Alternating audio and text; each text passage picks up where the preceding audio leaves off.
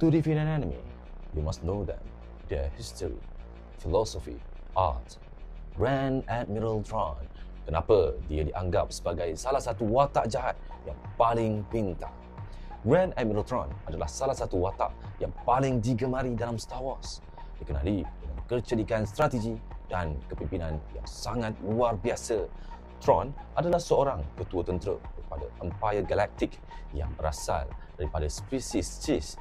Apa yang membezakannya dengan pemimpin yang lain adalah kebolehannya untuk meramal tindakan musuh dengan mempelajari seni dan budaya mereka. Dia tidak hanya bergantung pada kekuatan tentera tetapi pada analisis psikologi dan pemahaman mendalam tentang lawannya. Thrawn sangat berbahaya kerana dia sentiasa berada beberapa langkah di hadapan musuh. Dengan cara ini, dia hampir selalu dapat mengalahkan pasukan yang lebih besar, lebih kuat melalui kepintaran strategi.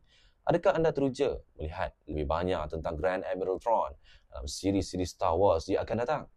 Siapa lagi penjahat Star Wars yang anda mahu ketahui? Jangan lupa komen di bawah dan like video ini. This is the way.